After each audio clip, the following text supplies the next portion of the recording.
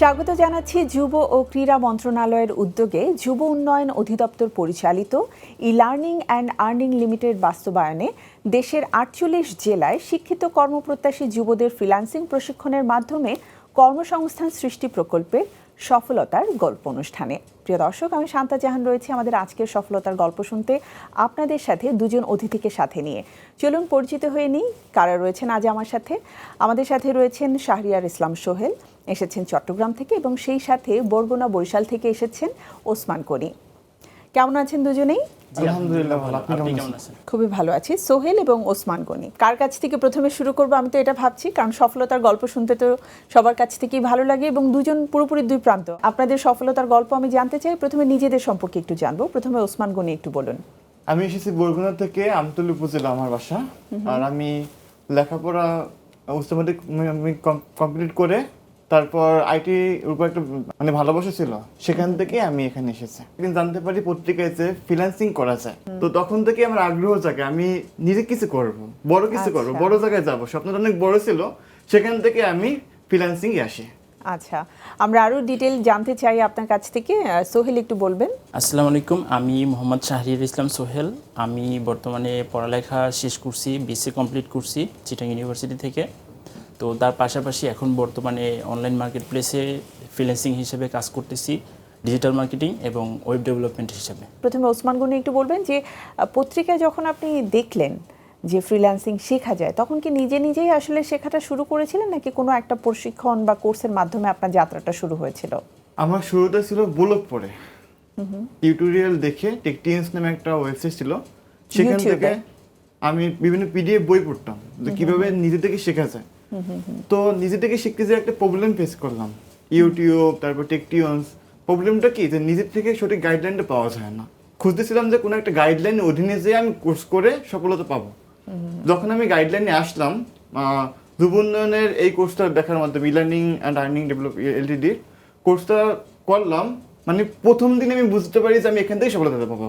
এতদিন যে আমি চেষ্টা করতেছিলাম, যে ব্যর্থ হয়েছিলাম, তখন আমি কোর্স শুরু করার মাঝে আমি কাজ পেয়ে যাই। সোহেল, আপনার ক্ষেত্রে কি ঘটেছিল? আমার ক্ষেত্রে সর্বপ্রথম আমি কম্পিউটারের দিক থেকে তেমন কিছু একটা জানতাম না। ছোটবেলা আব্বু আমাকে যখন বললো যে তুই কম্পিউটারের এটা কমপ্লিট কর বা এদিকে করতে পারোস, চাইলে করতে পারো। তো আমি একটা স্যারের কাছে ট্রেনিং নিতে যাচ্ছিলাম, তো স্যার আগ্রহবশত আমাকে 2-3 দিন ঘুরাইছে, কিন্তু শিখায় নাই। তো ওই থেকে একটা জিদের বসে আমি মূলত এই জগতে আসা। তারপরে আমি একদিন রাতে হঠাৎ করে ইউটিউবে একটা ভিডিও দেখতেছিলাম যে ই-লার্নিংয়ের একটা প্রশিক্ষণ এরকম প্রকল্প আছে। তারপরে আমি হঠাৎ করে রেজিস্ট্রেশন করে ফেলি রমজানের মধ্যে। তো রেজিস্ট্রেশন করার পরে তারপরে আমি যখন এটাতে পরীক্ষা দেই, উত্তীর্ণ হই, তারপরে আমি এখানে চান্স পাই, কাজ করা শুরু করি। তারপরে দেখতেছি যে এখানে টিচাররা খুব ফ্যামিলিয়ার আমার সাথে। তো টাইমটা নিয়ে আমার অনেক একটু সমস্যা ছিল, কিন্তু যখন ওইখানে যাওয়ার পরে দেখতেছি আমাদের টিচাররা এতটা ফ্যামিলিয়ার যে আমি ফ্যামিলির থেকে ওইখানে টাইম স্পেন্ড করতে বেশি ভালো লাগতো আর কি।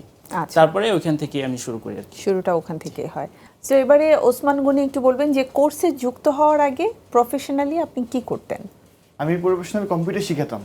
আচ্ছা, মানে নিজেও একজন প্রশিক্ষক হিসেবে কাজ করতেন? হ্যাঁ, কাজ করতাম আর কি।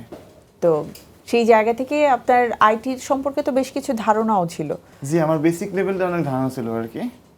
তো টাইপিং স্পিড, তারপর মাইক্রোসফট ওয়ার্ড, পাওয়ারপয়েন্ট, টেক্সট, এগুলো আমি আগে থেকেই পারতাম।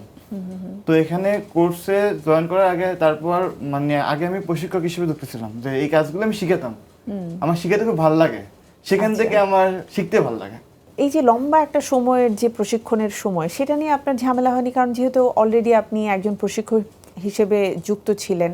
আসলে আমার ওখানে অনেকগুলো স্টুডেন্ট ছিল। আমি যখন দেখলাম আমার সামনে সুযোগ, তো সেই সুযোগটাকে আমি কাজে লাগাবো। সেই কাজে লাগানোর জন্য আমি আমার বাসা থেকে 1 ঘন্টা পথ নদী পের হতে হয় এবং লম্বা একটা জার্নি। সেখান থেকে আমি সবকিছু বাদ দিয়ে, আমার প্রতিষ্ঠান বাদ দিয়ে আমি ওখানে চলে যাই, কারণ আমাকে শিখতে হবে। আমি ভালো মতো শিখতে পারলে আমি ওদেরকে আরো ভালো মতো শিখাতে পারবো। সেইখান থেকে আমি শুরু করি আর কি। তো আপনি আপনার টাইমটাকেও ইনভেস্ট করেছেন? টাইমটাকে ইনভেস্ট করেছি। তারপর আমি যেখানে থাকতাম সেখান থেকে আমার মামার বাসায় আমি যুক্ত হয়ে যাই, সেখান থেকে আমি ক্লাস করি। আচ্ছা, আবারও আসবো আপনার কাছে। সোহেল তো বললেন যে একটু জেদের বসেই শেখার শুরুটা হয়েছে। তো মানে এখানে আপনার কোর্সটা শুরু করার আগে অন্য কোনো প্রফেশন কি ছিল, লাইক টিউশনি করতেন আর লাইক কোথাও জব করেছেন, এমন কি কিছু ছিল? কোর্স শুরু করার আগে আমি কম্পিউটার নিয়ে অনেক চেষ্টা করতাম কাজ করার জন্য, মূলত অনলাইনে কাজ করতাম লোকালি অনেক। তখন আমি গ্রাফিক্স ডিজাইনের উপরে মোটামুটি একটু কাজ করতাম, কিন্তু ওইরকম ইন্ডাস্ট্রিয়াল কোনো ট্রেনিং তখন ছিল না আমার। তো হঠাৎ করে আমার আবার অনেক কারণবশত ফাইবারের অ্যাকাউন্ট ডিসেবল হয়ে যায়, যার কারণে অনেকটা ডিপ্রেস ছিলাম।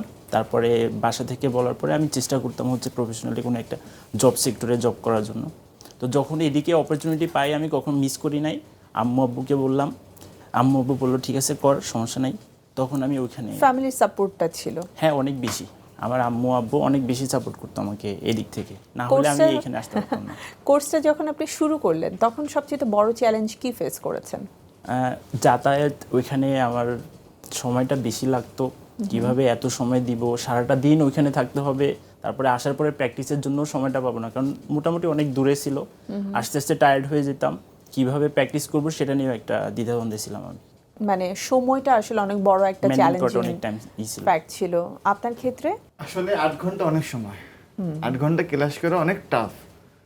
তবে পরিবেশ অনেক কিছু শিখায়।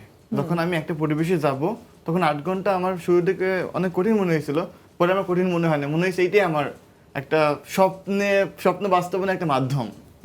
সেইটা মনে হয়েছে, আমি পরবর্তীতে আমি মানিয়ে নিই সবকিছু। আপনাদের সপ্তাহে কদিন ক্লাস হতো? সপ্তাহে 6 দিন ক্লাস হতো, 8 ঘন্টা 8 করে ঘন্টা করে, টানা সকাল 3 9টা মাস? থেকে 5টা, একদম টানা 3 মাস। তো সেক্ষেত্রে যারা আসলে স্টুডেন্ট তাদের জন্য এটা একটু চ্যালেঞ্জিং হয়ে যায় না?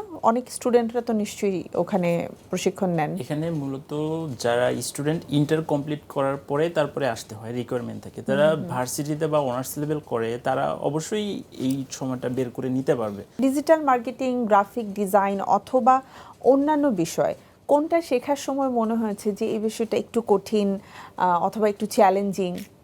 আমি আসলে 3টে বিষয়ের উপরে কাজ শিখেছি, graphic design, digital marketing, web design and development.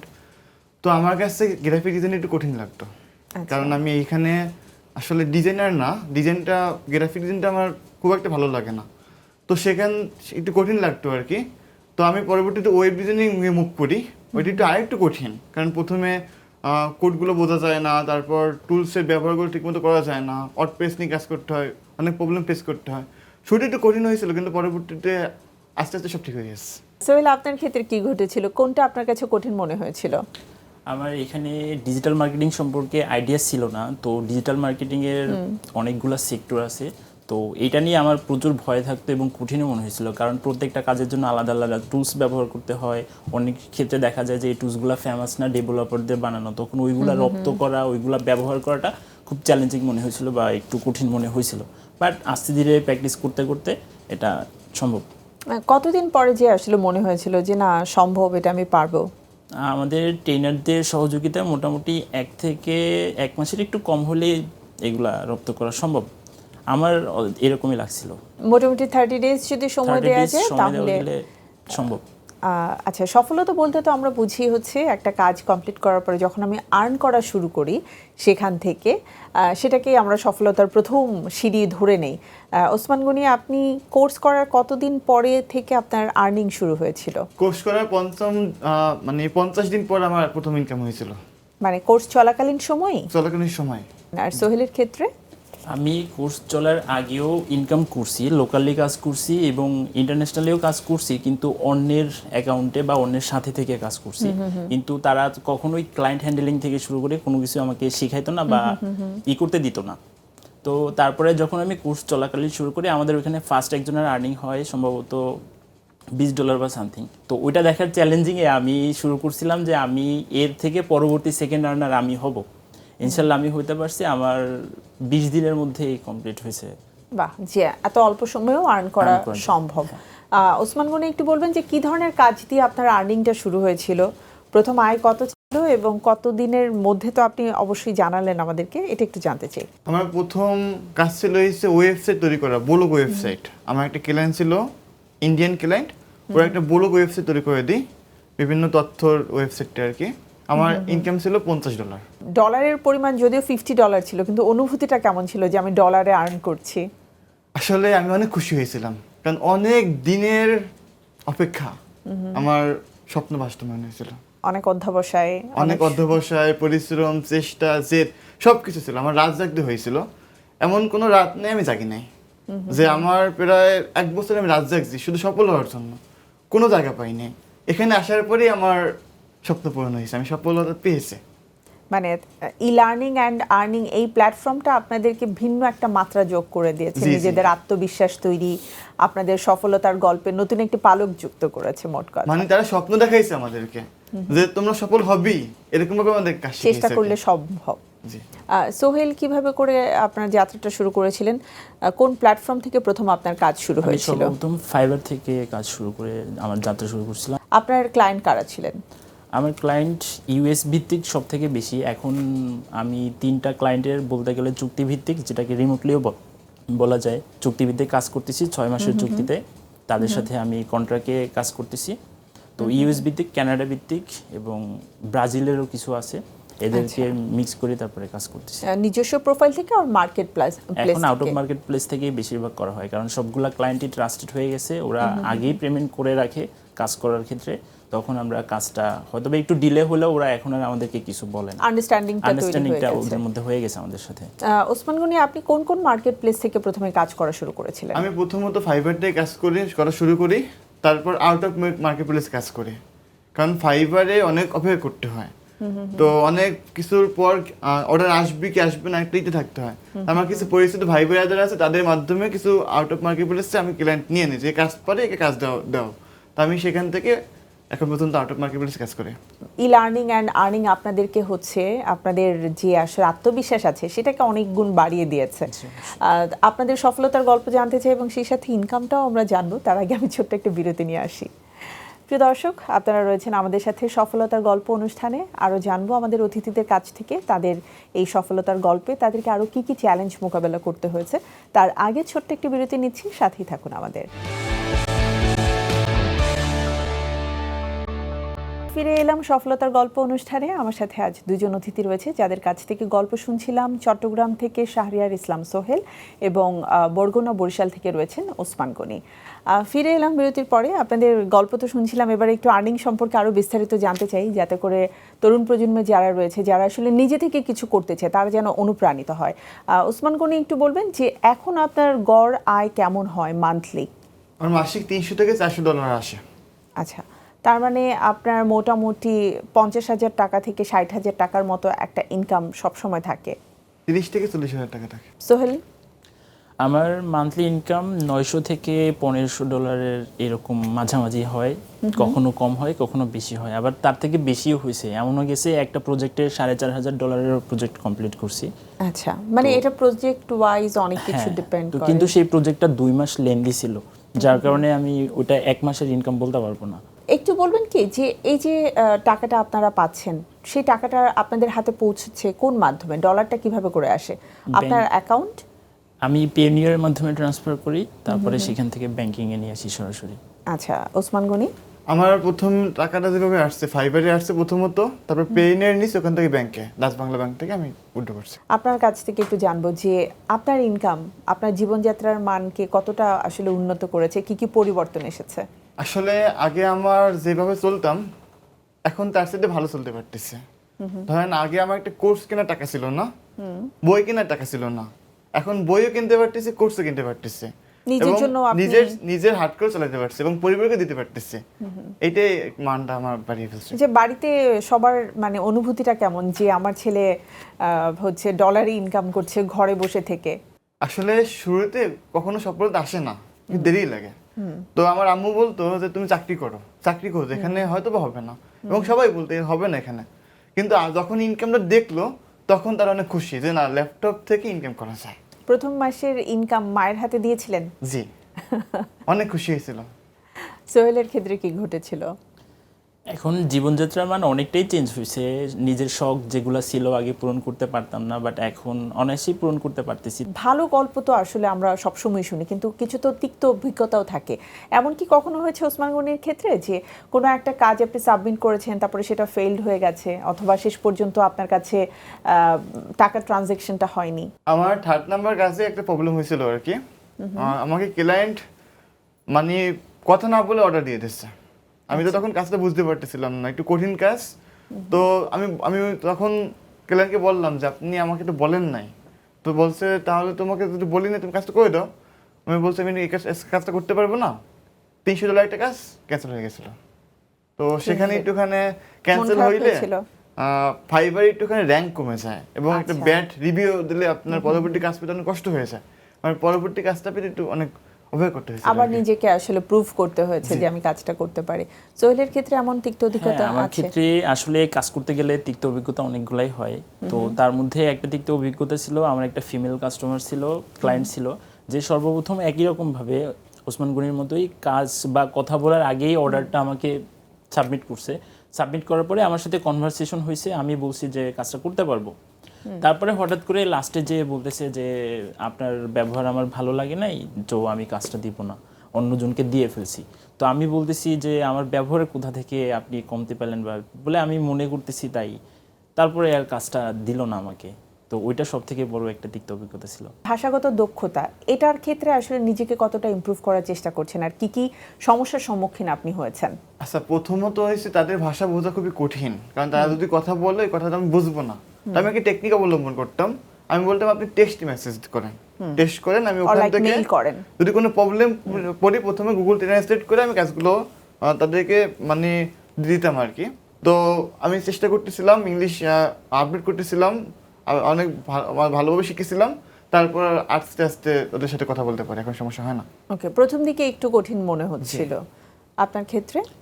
আমার ক্ষেত্রে ইংলিশটা ততটা কঠিন হয় না, যেহেতু আমরা ইংলিশের উপরে ভার্সিটি কমপ্লিট করছি, ইংলিশের উপরে ছিল। ক্লায়েন্টকে সবকিছু কনভিন্স করতে, বুঝাইতে এবং তাদের যে ডিমান্ডটা বা সেই তুলনায় রেটটা যদি আরেকটু হাই করে পাইতে চাই, অবশ্যই তাদের সাথে conversation, video conversation, face to face কথা বলাটা খুব জরুরি। আর তার জন্য ইংলিশ দক্ষতাটা খুব বেশি জরুরি। সরাসরি কনভিন্স করাটা, তাদেরকে বোঝানো এবং তাদের ভাষাটা বুঝে তারপরে তাকে কনভিন্স করাটা খুবই জরুরি। ওসমান গনি, একটু বলবেন যে আমাদের যারা প্রশিক্ষক রয়েছেন ই লার্নিং অ্যান্ড আর্নিং এর, তাদের গাইডলাইন আপনাদেরকে আসলে কতটা হেল্প করেছিল? তাদের গাইডলাইন না পেলে আমি এই পর্যন্ত আসতে পারতাম না। তাদের আন্তরিকতা, ভালোবাসা, সুন্দর মতো শিখানো এবং শিখানোর ধরন অনেক সুন্দর ছিল, আন্তরিকতা অনেক ভালো ছিল, এই কারণে আমি এখানে আসতে পারছি। তাদের গাইডলাইন ছাড়া আমি আসতেই পারতাম না এখানে। আপনার ক্ষেত্রেও একই অভিজ্ঞতা? হ্যাঁ, অবশ্যই, কারণ আমি এখানে ওই ইলার্নে আসার পূর্বে গ্রাফিক্স নিয়ে ঘাটাঘাটি করতাম, গ্রাফিক্স নিয়ে কাজ করতাম, বাট তাদের ওইখানের কোর্স করার পরে আমি ডিজিটাল মার্কেটিংয়ে সর্বপ্রথম আমার আর্নিংয়ের যাত্রা শুরু করি। তো তাদের থেকে যদি আমি এরকম গাইডলাইন না পাইতাম, প্রপারলি গাইডলাইন না পেলে কখনোই আমি একটা থেকে অন্যটায় শিফট করতে কখনোই পারতাম না। প্রশিক্ষণ চলাকালীন সময়ে আপনাদেরকে কি কোনো কোর্স ফি দিতে হয়েছে? না, কখনোই কোনো কোর্স ফি দিতে হয়নি। মানে এখানে কোনো কোর্স ফির প্রয়োজন হয় না, শুধু আপনার এইচএসসি কমপ্লিটেড থাকতে হবে এবং আপনাকে রেজিস্ট্রেশন করে কি এক্সাম দিতে হয়? এক্সাম দিতে হয়, এক্সামে চান্স পেতে হয়। আচ্ছা, সেই এক্সামটা কি খুব বেশি কঠিন? মোটামুটি কঠিন, বা যাদের নলেজ আছে, বেসিক নলেজ আছে তারাই পারার কথা, আর যাদের নলেজ নাই এই সম্পর্কে তারা আসলে চান্স পাবে না। মানে অনলাইন ভিত্তিক আইটি রিলেটেড কিছু বেসিক নলেজ নিয়ে তারপরে? হ্যাঁ, এই জগতে কম্পিউটার রিলেটেড যদি নলেজ থাকে, বেসিক নলেজটা থাকলে আশা করি চান্স পাওয়ার সম্ভাবনা। ওসমান গনি, একটু বলুন, সেটা হচ্ছে প্রশিক্ষণ চলাকালীন সময়ে আপনি আর কি কি ফ্যাসিলিটিস পেয়েছিলেন? শিক্ষকরা তো গাইডলাইন দিয়েছি, তারা ক্লাস করিয়েছেন, এছাড়া আর কি কি ফ্যাসিলিটিস আপনার ছিল? প্রথমে আমাদের ওখানে থাকা না, আমাদের খাবারের ব্যবস্থা ছিল, তারপর হচ্ছে প্রতিদিন যাতায়াত পথে দিয়ে দিচ্ছে আর কি। আর তাদের গাইডলাইনটা বেশি ছিল ওখানে, অনেক সুন্দর মতো স্কিলটা শিখিয়েছে। স্কিলটাই বড় ফেসিলিটি, যদি স্কিল থাকে তাহলে সে সফল হতে পারবে ইনশাল্লাহ। পরিবার তো নিশ্চয়ই আপনার প্রতি অনেক বেশি স্যাটিসফাইড, কিন্তু আশেপাশের বন্ধু বান্ধব বা পরিচিত জন যারা আছে তারা আসলে কি বলছেন? যারা এই সম্পর্কে পারতেছেন না তারা হয়তো বা বাজে কথা বলতেই পারে, বাট আমি সেটা কখনোই কানে নেই না।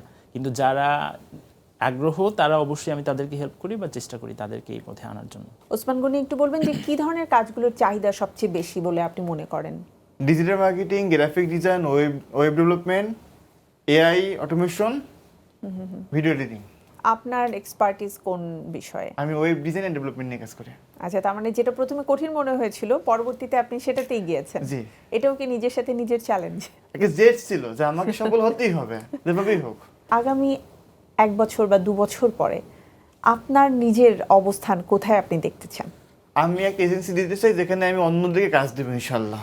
সোহেল একটু বলবেন যে আমাদের আইটি সেক্টরে মানে যদি প্রশিক্ষণটা না পাওয়া যায় সেক্ষেত্রে আসলে কি কি ধরনের সমস্যার সম্মুখীন হতে পারে যার কারণে প্রশিক্ষণটা জরুরি?